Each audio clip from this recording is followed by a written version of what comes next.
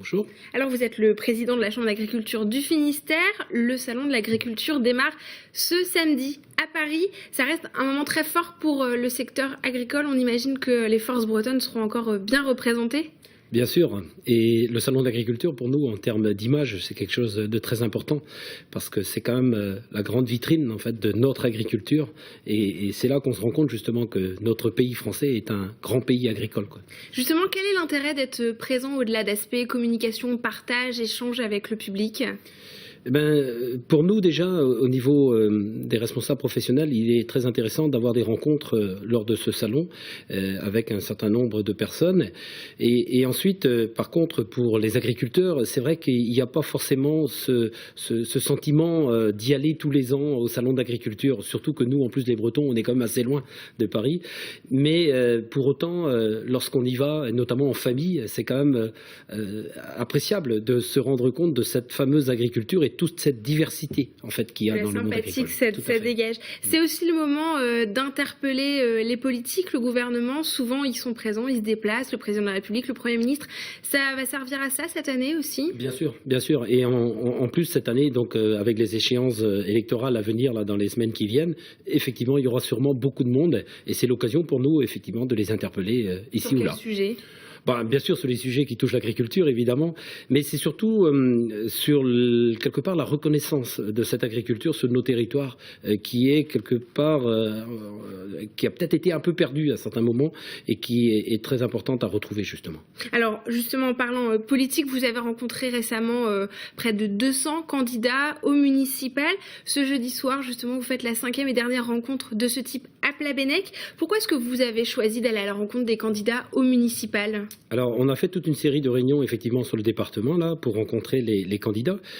C'est quelque part parce qu'en fait, ces gens-là qui seront élus sur les territoires sont appelés à prendre des décisions, en fait, qui ont une importance par rapport au secteur de l'activité agricole. Et pour juger, il faut à un moment donné aussi expliquer. Qu'est-ce que c'est l'agriculture, son évolution, ses difficultés, ses crises.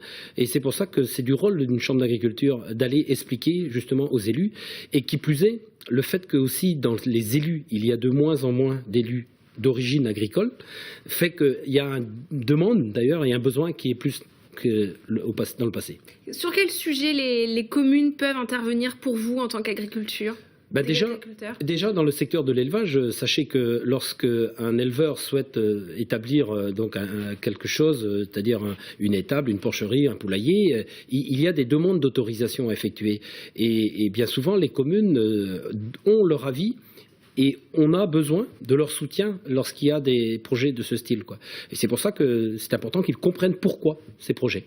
Alors vous avez rencontré aussi ce jeudi l'ambassadrice d'Allemagne, Suzanne Wassum-Penner, on m'excusera pour la prononciation. Elle était en visite à Quimper, elle a visité notamment l'usine Monique Ranou. Est-ce que vous avez pu échanger avec elle ce jeudi sur des sujets ? Complètement, et donc en fait j'ai été sollicité pour aller à cette rencontre sur le sujet en fait du dumping social.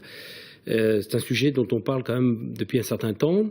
Et il se trouve que en Allemagne, ils s'inquiètent quand même de ce qui se passe dans les pays autour d'eux. C'est-à-dire qu'ils ont quand même leurs oreilles qui sifflent un petit peu avec ce qui se passe par rapport à cette main-d'œuvre salariée qu'ils utilisent les Allemands, bon marché on va dire, et qui donnent aussi une certaine compétitivité à leurs industriels.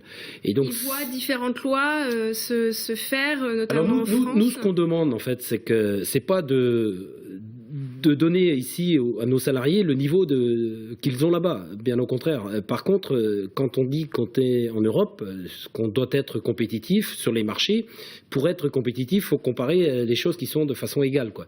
Or, sur la notion de main-d'œuvre, il y a des écarts importants, justement, entre ce pays-là et le nôtre et les autres plus globalement, quoi. Merci André Sergent d'avoir répondu à nos questions. C'est un vaste sujet. Évidemment, on vous souhaite un bon salon de l'agriculture.